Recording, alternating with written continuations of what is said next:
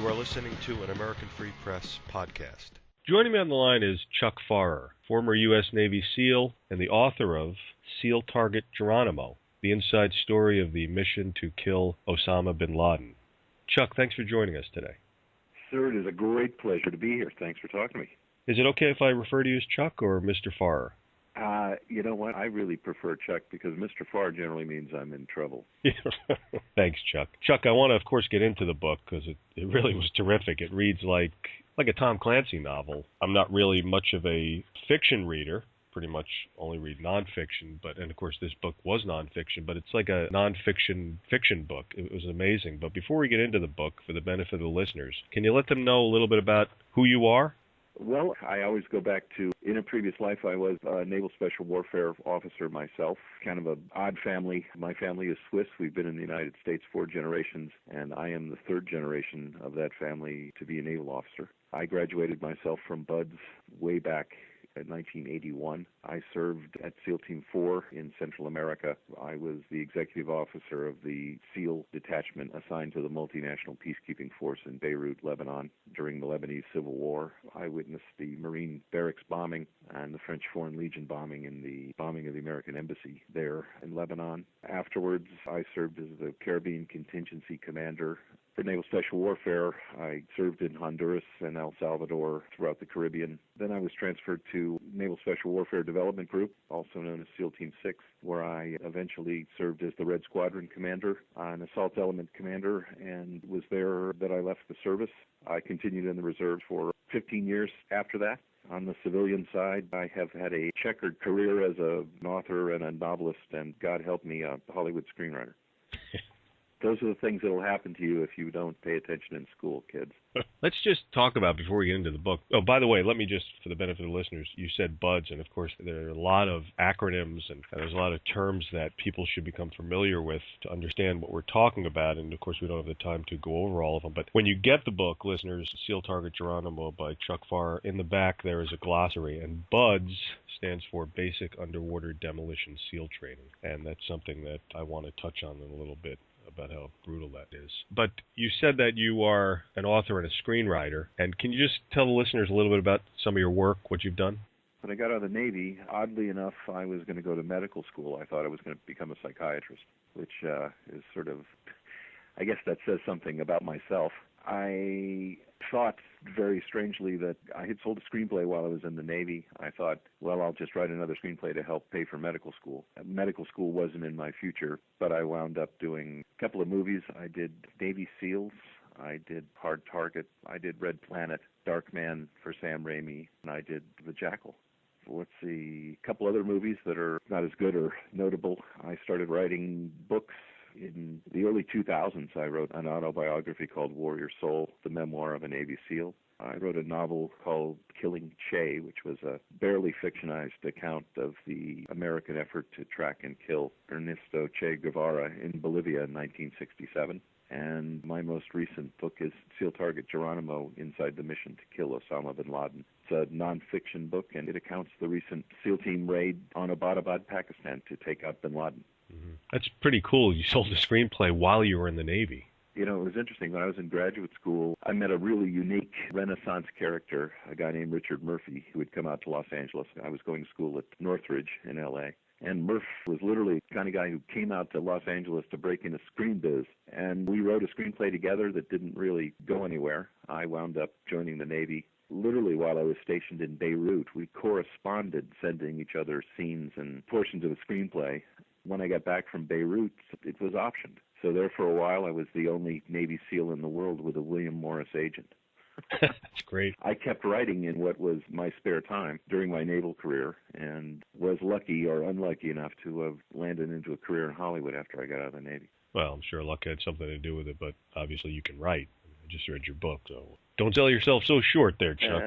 You're a great writer. Thank you very much, but it's I think writing is like being a fisherman. You know, you can go out on a nice, clear, calm day and fill your boat up with fish, or you can go out and get clobbered and come back with nothing, or not come back at all. It's a job that really keeps you humble, I think, and it's like respecting the sea. I think you'll have a longer career the more humble and contrite you stay.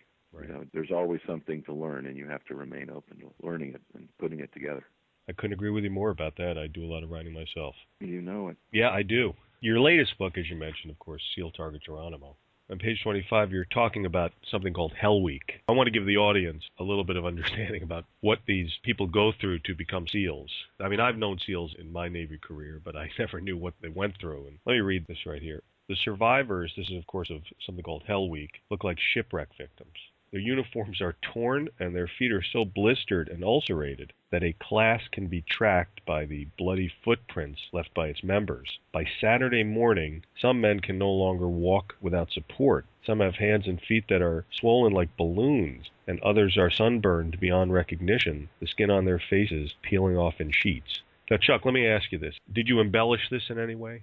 No, that pretty much describes my class when we were secured on Saturday morning. The Navy advertises it as a course that is physically and mentally challenging, which is an atypical Navy understatement. Only the Navy can understate things like that.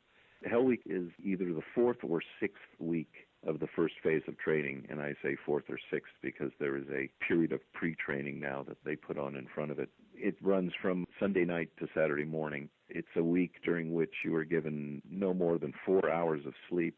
It's funny, in going through there with a degree in psychology, I realized that the time they were allowing us to, quote, sleep, unquote, were very cleverly timed to try to put you into a REM state as quickly as possible and yank you out of it so you would be even more disoriented when you woke up.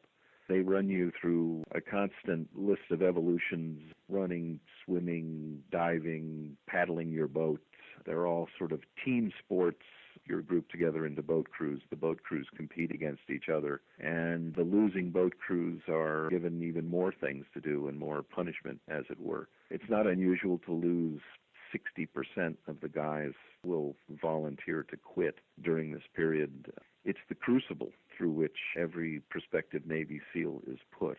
It really tests you more mentally than anything. The physical demands are such that I think every SEAL who's gone through it will tell you that the physical demands become irrelevant because everyone hurts. Everyone has been asked to do more than they thought was physically possible. Everyone is suffering. You just have to be able to put the pain in a different place in your mind and continue on through it, which is really what the Navy's looking for. The purpose of all this punishment is to find men who are able to compartmentalize suffering and continue on through it. In other words, to separate the will from the body. Right. Almost like Zen, like you mentioned in the book.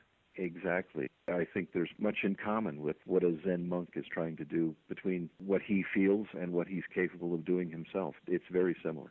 So a prospective candidate, the physical requirement isn't all that matters. You could be rough and tough and be able to paddle twice as far as someone else, but you also need to mentally compartmentalize this stuff. Is that what you're saying? Right, exactly. You'll find in a BUDS class, if you've got someone who shows up, the MVP kind of athlete, a guy with all kinds of trophies and everything else, who has found that he's been sort of a pampered racehorse all his athletic career, they tend not to do as well as the guy who just barely made the varsity. Right. Because one guy's a racehorse and the other guy's a war horse. Right. And it takes the kind of guy who keeps charging. Also, I think if you're a guy who always won the Heisman, you're used to winning all the time. You're used to being fussed over. And if you're another kind of guy, you face defeat, you move on. The program is looking for people who are resilient. Believe me, the instructors know how to knock you on your butt, and they'll make sure that everybody gets put there. What they're looking for is guys that can remain positive and keep doing it. As we were talking earlier, it's one of the only schools in the military where the officers and the enlisted men undergo the exact same curriculum together. In the Army Special Forces program, there is an officer's course and an enlisted course, and they are separate. Mm-hmm. In BUDS, the officers and the enlisted guys go through together in the boat crews. This fosters a very, very close bond between officers and enlisted guys. In the SEALs, so much so that it's pretty much a first-name basis outfit. And if anything, it's harder to get through BUDS as an officer because the instructors don't expect you to just survive. They expect the officers to thrive. And they expect the officers to lead, and if not lead physically, then they certainly must lead morally. There's a lot on any young man who takes this on, but I think every BUDS graduate, every SEAL will tell you that the game is mostly fought in your head. Yeah, I did read that part about what happened to the officers who couldn't make it through the training. It seemed a rather ignominious ending to their careers. Because the officers and the enlisted go through together, and the instructors are principally enlisted SEALs, very experienced guys, the case could be made that the enlisted men in the SEAL teams choose their officers. It's the enlisted instructors who look very closely at every officer who tries to come across the threshold. And the imperious, the impulsive, the idiotic, these are guys who are not going to wind up becoming officers in the SEAL team. Right. But I can tell you this, they're willing to mold and they're willing to teach. And young officer particularly has got to be willing to listen. There is a great bit of corporate knowledge in this community, and it is held in the hands of senior enlisted. I think as a Navy guy yourself, you know that the backbone of the Navy is its enlisted and its senior enlisted guys. Sure. It's the same in BUDS. It's a privilege to lead these men, and that's something you have to earn. You'll be given your commission, but you've got to earn the respect of your teammates if you expect to be an officer in the SEAL teams. Right. And of course, you were an officer. You were not enlisted. I was a cake eater, as they say.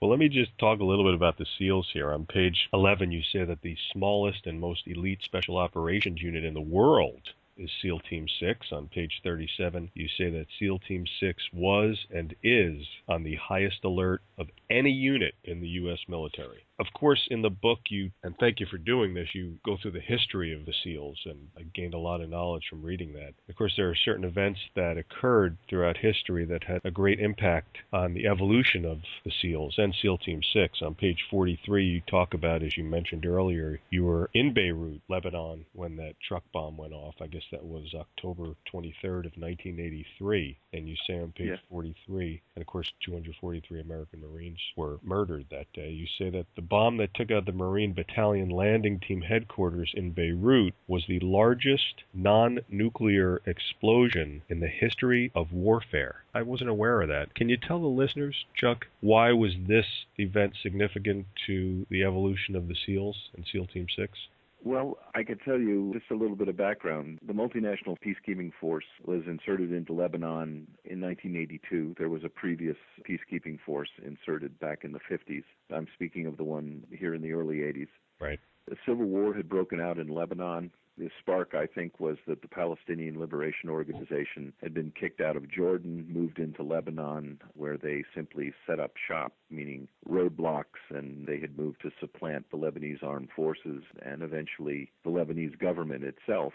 The PLO in the late 70s was doing very much what Hezbollah has done now to Lebanon. The Civil War started in 1975. It was apocalyptic.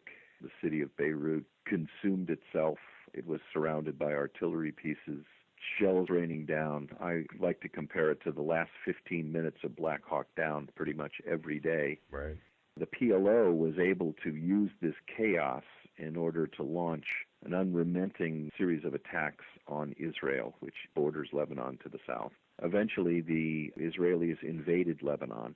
They came up the coastal highways across the Litania River. They occupied most of Beirut, about half of Beirut, and into the Shuf Mountains, slightly to the west. There was a massacre that occurred during the Israeli occupation. There were two Palestinian refugee camps called Shabra and Shatila. It was determined that a Christian militia called the Phalange crossed Israeli territory, entered these camps, and killed somewhere between 2,000 and 10,000 people in 2 nights of violence. It was one of the most horrendous massacres in the history of Lebanon, maybe one of the most horrendous massacres in the history of mankind. The 10,000 people who were killed, I think the number is more around 7,000. These were all unarmed combatants. They were Palestinian refugees, old men, women, and children. During the massacre, the Israelis fired flares over the camps so that the Christian militias could see what they were doing. This event, although it's not very much noted in the United States, had a galvanizing effect on Arab opinion and on the opinion of a 26-year-old Saudi college dropout named Osama bin Laden. He had attended school briefly in Beirut. His mother was from a coastal town just north of there. Bin Laden watched on television as the skyscrapers in Beirut belched smoke, and he made the determination that he was going to bring the same sorts of horror to the United States, which he would do in about 20 years. But this is the scene into which the Iranian government decided that it was going to send 2 truck bombs into Beirut, and they were going to strike at the headquarters of the French Foreign Legion, which was part of the peacekeeping force, and strike at the American headquarters, which was in a building adjoining the Beirut airport. Those bombs went off within 30 seconds of each other on the morning of October 23rd, 1983. My SEAL team, we were in a bunker about 300 yards away. We survived the blast. We worked with the FBI forensics units who came to investigate the blast afterwards. It was one of the FBI bomb experts who told me that this was the largest non-nuclear explosion in history of warfare. It nearly vaporized a 5-story concrete building. We've all seen the Oklahoma Towers bombing, what was left of that building, and we've all seen what was left of the Khobar Towers building. In the case of the Marine headquarters, there was almost nothing left at all, powder. A similar bomb was detonated next to the French headquarters, but the French opened fire on the truck about 100 yards away. It still destroyed their building. There was an interesting case. This is often thought of as the first opening salvo in the global war on terror. Another odd little bit of history. More United States Marines died in Beirut, Lebanon, than in Khe Sanh during the Vietnam War. Wow. In addition to the bombing, there was almost daily combat thereafter in the streets of Beirut, often involving the Marines. The other things that have emerged since the bombing is that the National Security Agency actually intercepted the Iranian radio messages that ordered and orchestrated and executed this bombing. It kept those intercepts secret during the congressional inquiry, which blamed Colonel Timothy Garrity, the Marine commander in Beirut, blamed him for not protecting his troops. Although Tim Garrity, who is a friend of mine now, was on the record as continually asking for tank traps, cement, barricades. He asked to reroute roads, etc., to protect his Marines. Those requests were refused. Then this message was kept secret during the trial. And one of the reasons it was kept secret is because the National Security Agency, although it had intercepted the traffic, it did not decode it until 2 weeks after the bombing. The other sort of shocking thing is that the United States never made any move to hold Iran accountable for the murder of these Marines. As a result of that, Iranian complicity, attacks on Americans continued. They were responsible for the Khobar Tower bombings, and they have been responsible for several other acts of terrorism within the Middle East. And they are so good at it that it might be said that special operations suicide truck bombings are almost a strategic weapon for the Iranian Republic.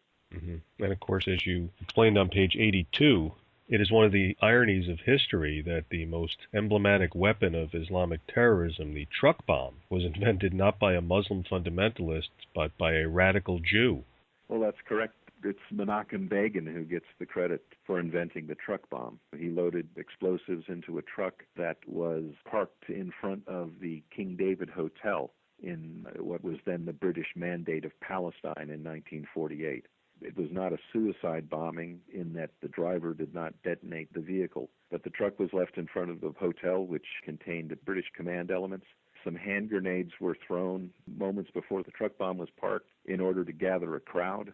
And when the crowd was at its height, he set the bomb off, which destroyed most of the headquarters building and killed hundreds of people.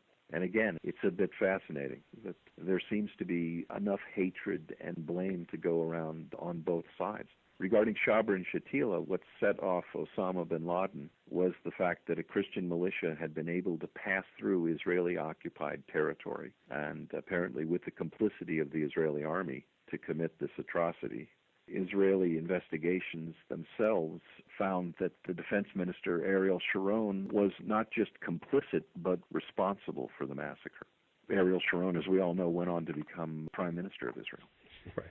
So there's enough blood on enough people's hands there that I find it sometimes impossible to take sides. Although I've spent a great deal of my adult life fighting terrorism, and I will continue to do so. The only way to stop this stuff, I think, is to expose its motive and expose its horrific methodology.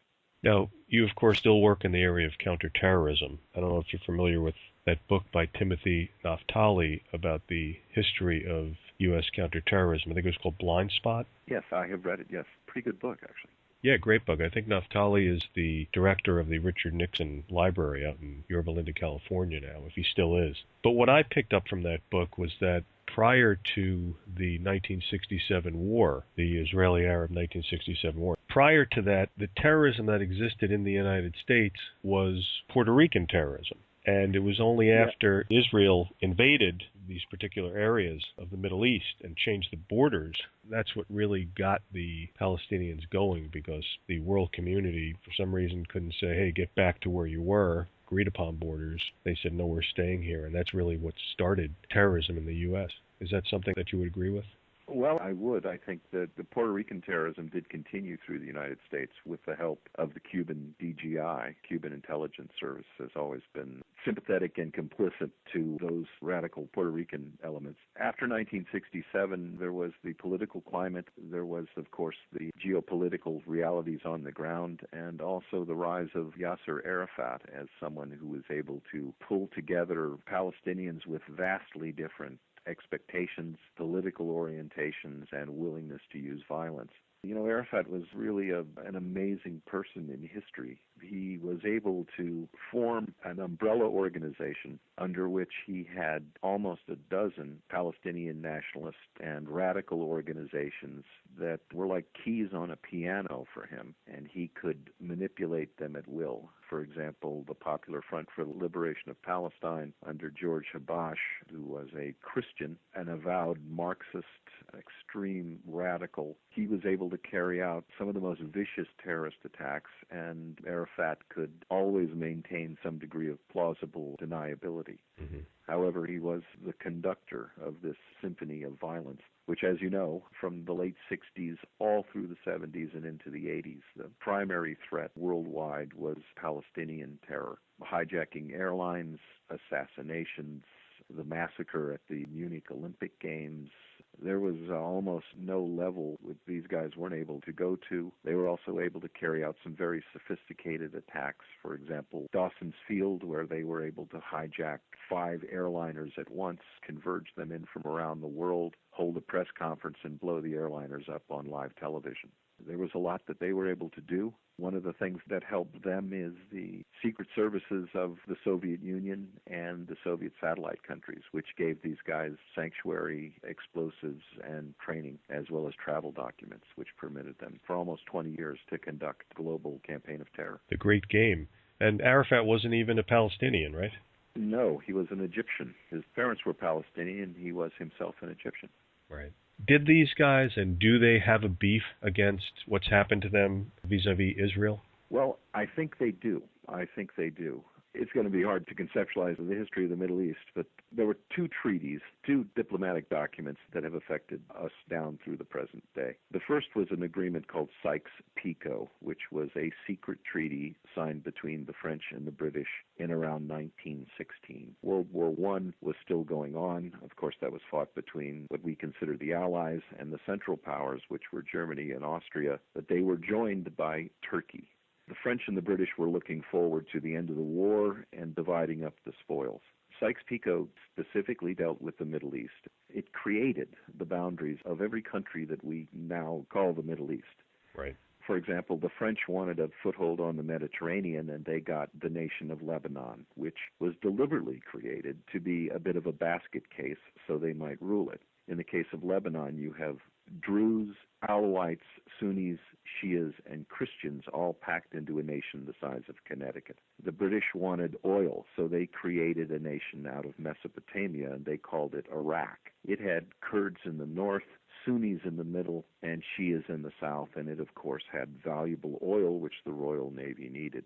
Sykes-Picot also determined zones of influence, that the French would have a zone of influence over something that we now call Syria, and the British would have influence over something which was then called Palestine, now called Israel, and an area then called Transjordan, now called Jordan.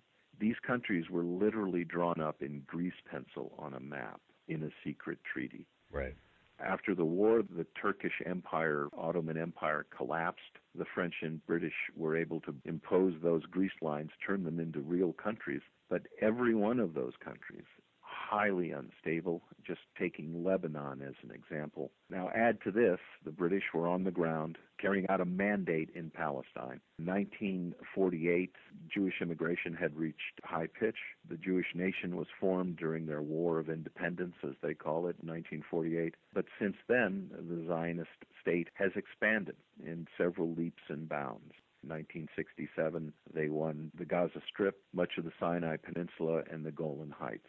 There have been several wars fought in addition to that. In 1973, the Egyptians invaded, came very close to wiping out the Israelis. In 1982, the Israelis invaded Lebanon. Again, in 2003, I believe they invaded Lebanon again. This is an ongoing problem here, and it is compounded by the fact that the Israeli nation has never talked seriously to the Palestinian diaspora about allowing the almost 2 million dispossessed Palestinians to return to their property, which they have left during the 1948 war, the 1967 war, the 1973 war, the 1982 war. So you can see that there is intransigence on one side, there is terrorism on the other. That problem, the Israeli-Palestinian problem, is the mainspring to the clockwork of trouble in the Middle East. It is the main mast on which all these sails are hung. And it's an important problem, I think, for the world to be interested in. And it's in the best interest of America to help solve this problem justly for everyone. Right. On page 130, you say that it is one of the ironies of history that Navy SEALs were deployed as counter snipers to prevent the Israeli army from killing Arafat as he boarded a ferry for Larnaca, if I'm saying that right, Cyprus. Right when the Israelis had fought their way in the 1982 war all the way into Beirut, they had cornered what was left of the Palestinian Liberation Army in Beirut. The first American peacekeeping force in the 80s, I was part of the second one, was landed to facilitate the evacuation of the Palestinian Liberation Army to, among other places, Larnaca, Cyprus, also Latvia and Syria, Alexandria. They became boat people. There was a SEAL team landed to provide personal security for Yasser Arafat, again, counter snipers to prevent the Israelis from killing him. Although I'll tell you, in the SEAL community, it was our kind of standard, a bit of a black joke that we never thought the Israelis would take the opportunity to kill Yasser Arafat because he was doing a very good job of keeping the Palestinians from becoming united. Right. That he was this master manipulator, and our sort of black humor was that the Israelis needed Arafat as much as he needed them. He did prove himself to be a survivor. Whether he was good or bad for the Palestinian people, I will let them judge themselves. But again, it's kind of strange what happens behind the scenes in history. It's not what people really would expect. No, yeah. You'd think that there's a SEAL platoon who has pledged their lives to guard one of the greatest terrorists who ever lived. Exactly. That's kind of strange. We But call that good deals for good SEALs, so somebody wasn't really that good. And again, that wasn't my group. My group came after these guys. Right. Now, I wanted to talk a bit about Osama bin Laden. One of the main things I noticed about Osama in your book was that the guy was kind of, well, he was almost like a Don Knotts type of character. I want to go through a couple of passages here. On page 104, you were talking about when the Soviets, of course, invaded Afghanistan, and that was a huge part of creating the situation that we're in today. But almost 5 years after the Soviets first invaded, Osama bin Laden made a trip to the battle area. Incredible as it seems, he had not gone earlier because he could not secure his mother's permission. That's true?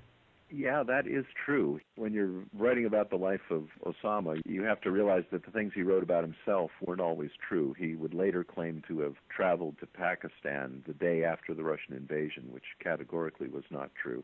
There is a case in examining his own writings that he didn't travel to Afghanistan for quite some time. And it was the events in Lebanon, almost more than the Soviet invasion of Afghanistan, that radicalized him. Certainly the two things taken together were the things that sort of got him to move out of his very comfortable and protected life in Jeddah. He was very close to his mother. He lost his father at a very tender age, 10 or 11.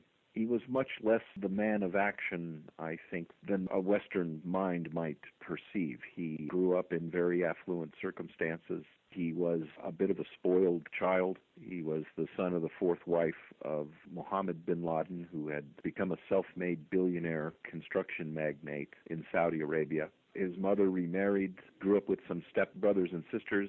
When he went to college, for example, he was driven in a Mercedes-Benz. He had a very easy life. While he was at college and in prep school, he had teachers who were members of the Muslim Brotherhood. And this was where he was first exposed to the ideas of Salafist jihad. Salafism is a strain of Islam that seeks to reestablish the caliphate, reestablish Islam and Sharia law over the widest area of its conquest.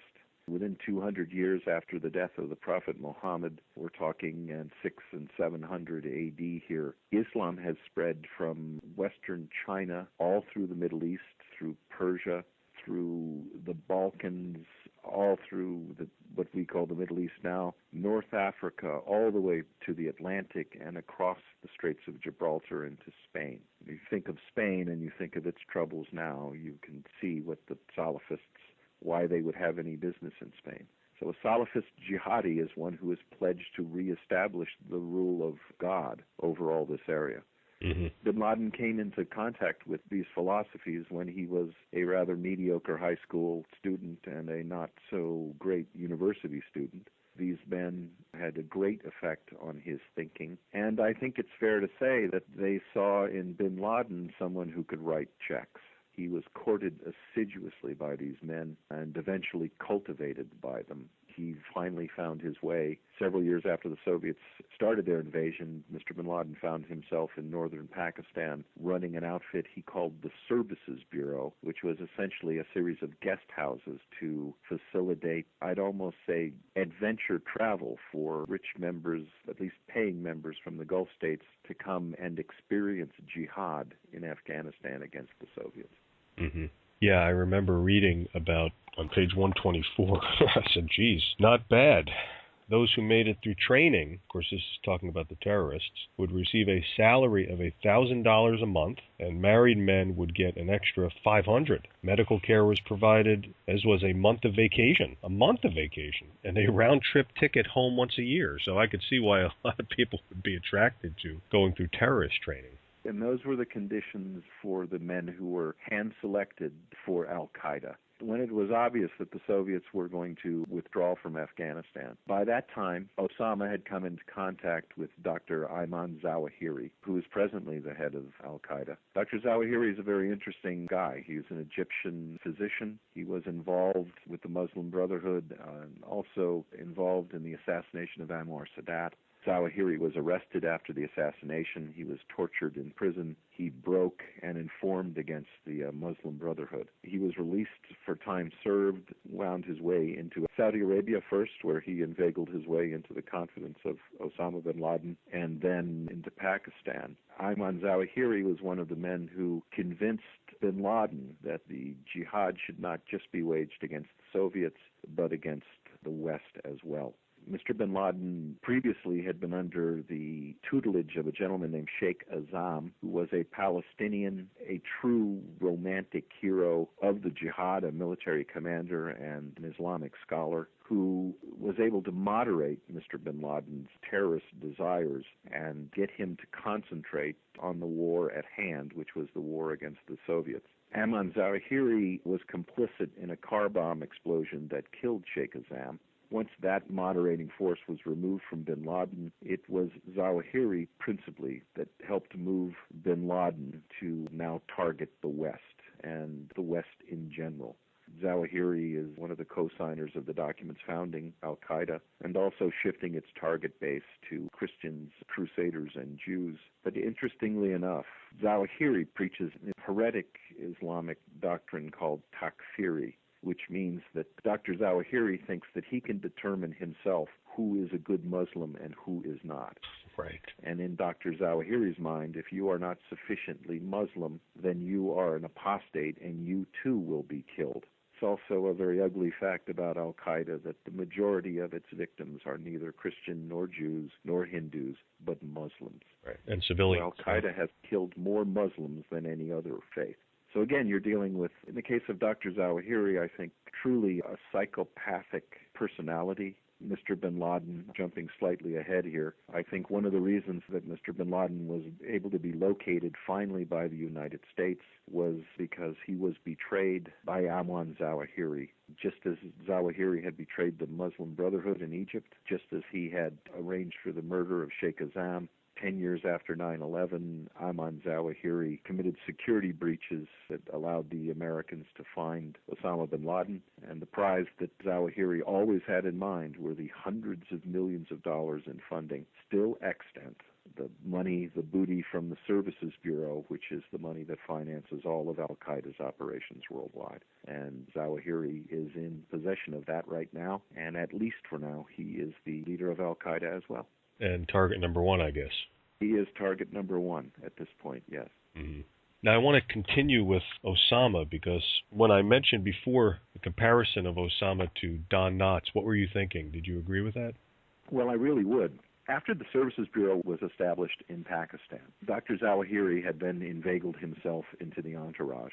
It was Zawahiri who kept urging bin Laden forward into the battle area to fight the Russians.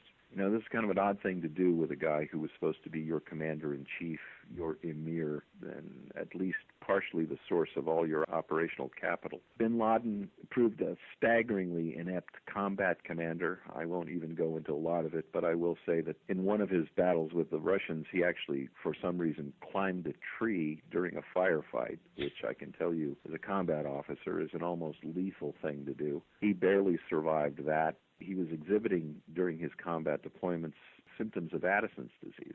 During one contact with the Russians, the story is that bin Laden was so calm that he took a nap. Well, the truth is that he passed out through lack of blood pressure. Right. There were some marginal successes, which the Al-Qaeda propaganda machine blew up into almost miraculous, God-willed victories over the Soviets. But one can't come away studying Mr. bin Laden versus the Soviets and Zawahiri without remembering that Zawahiri never put himself forward into combat, constantly urged Mr. bin Laden to do so, even after several defeats.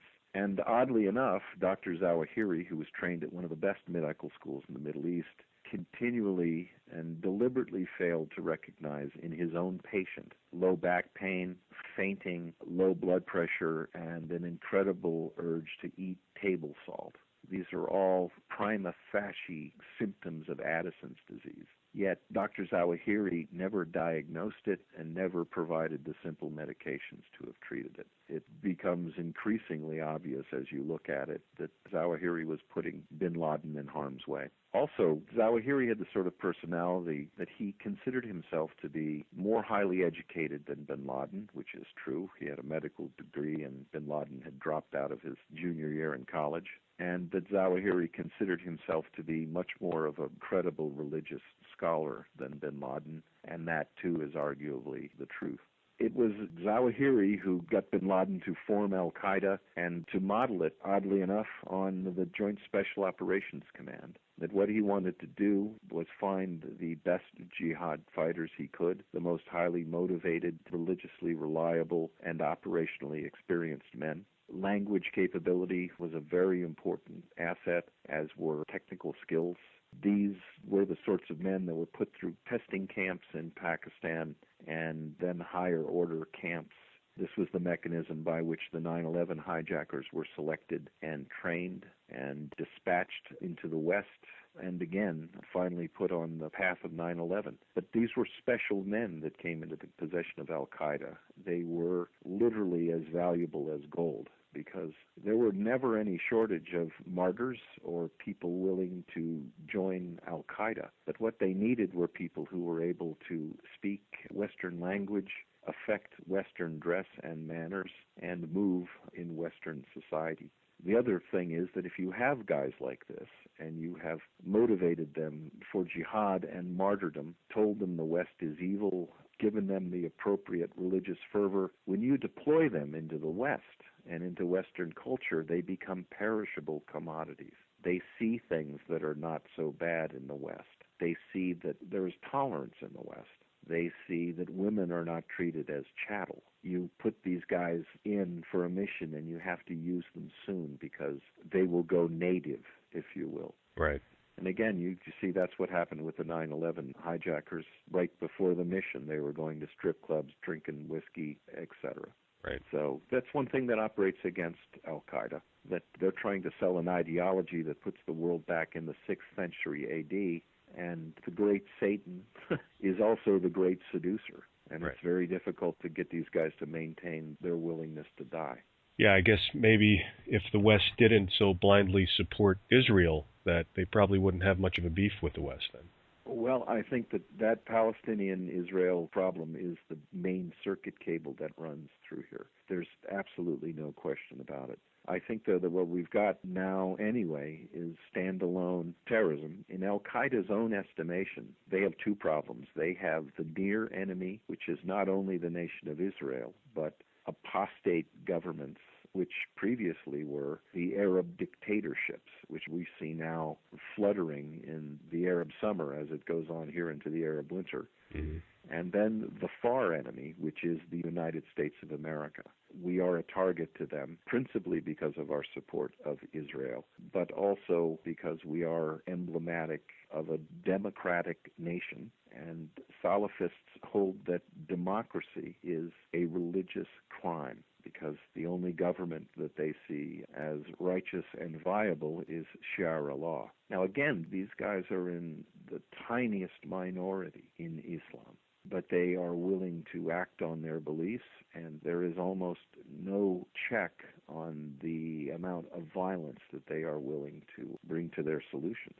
Right. It's a multifaceted problem, but you are right. The Israel-Palestinian dimension of this is fundamental to the entire problem. Right, and of course the actual problem itself is the fact that Israel is an occupying force. It's not like the Palestinians did anything to Israel. Israel came into the Palestinians' homeland and disrupted it and continued to disrupt it. So I think that's the issue. There isn't any Palestinian-Israeli conflict. The whole conflict is that these people, this country, they are an occupying force, and that's not possible to deny. That is correct. After the 1948 War of Independence, almost 3 million Palestinians were dispossessed, set on the road, and thrown out of the country. They wound up in Syria and Lebanon, Jordan, all over the world, really. They have been trying to negotiate the law of return unsuccessfully with Israel ever since. This constitutes, on an individual basis, people who were dispossessed from land and building and possessions they lawfully held, and these things were taken away from them at bayonet point. There are generations now, 3 generations of families who are living in refugee camps with no progress whatsoever to get them back to the property that they once held. You've got 3 generations of unemployed people living in squalid refugee conditions. It's very easy to radicalize people like this and put them on the path to almost nihilistic violence. You've seen it throughout history. Hitler was able to create the thuggish Nazi apparatus out of the unemployed that resulted from the Versailles Treaty. We've seen Yasser Arafat able to recruit his murderers and terrorists out of the refugee camps in Lebanon and Syria. We've seen Al-Qaeda able to form its organization and recruit its murderers out of the unemployed, disillusioned youth of these Arab dictatorships throughout the world. The problem to be solved at its root, it is equality and social justice. There is almost never a military solution that can impose that. There has to be some justice here. It's an incredibly multifaceted and complex problem now, and these are all interdependent issues. I think that they are soluble without war. But there are some solutions in this that have to be kinetic solutions. There are some solutions that have to be diplomatic. There have to be cultural. But we need to, I think, influence states that are ostensibly our ally or claim to be. We need to get them to make these solutions, because 50 years have shown that the bitterness has not decreased, nor has the willingness of both sides to use violence. Right. And I think it's only going to get worse. It certainly hasn't shown in 50 years that it's going to get better. No, and of course, a lot of very knowledgeable folks would pin that blame on the powerful Israel lobby that really has a lock on many of these, and some people think all U.S. politicians. If you don't toe the pro-Israel line, you're out. In fact, that was illustrated during these Republican debates. Seems like politicians can't agree on what to do to help America's own citizens, but they sure can agree that Israel's going to get $3 billion plus. Well, I'm not a politician, so I get to say not what people want to hear, but what I want to say. And there is a portion of the left in the United States that embraces Israel. There is a portion of the fundamental religious right that embraces Israel. Politicians in the United States are essentially lazy. They need to utilize organized groups. Both these groups on the left and the right are organized. They're able to tap into their constituencies, and to do so, they need simply not to want to enter in the complex understandings of the facts on the ground in the Middle East. I would hate to tell you this, but I think if we went onto the floor of Congress and held a pop quiz and asked what Sykes-Picot is, I wouldn't be surprised if only 5 guys knew the answer. Or maybe one. Or if 10 of them could tell me what the Balfour Declaration was. Exactly. It's much easier to simply say, this is our ally and we stand behind her. And that is wonderful. It's an odd thing to me when I hear an Israeli say, we are your only friend in the Middle East. Well, I might answer back, it's because you've made all the enemies we could ever accommodate. Right. I am not saying in any way to abandon the nation of Israel. But what I am saying is there is a lot more complexity and thoughtfulness and empathy that is needed in American Middle Eastern policy than politicians have shown themselves willing to put the effort to. At the same time, as a former SEAL commander, I can tell you there is only one way to engage terrorists, and that is to bring the battle home to them. The solution to these problems are always, the smallest portion is military, the second largest portion is diplomatic, but the largest portion is cultural and in the realm of civic action, that we should sort of try to right the wrongs as they are done to the individual persons. That's the only way that counterinsurgency or counterterrorism ever works.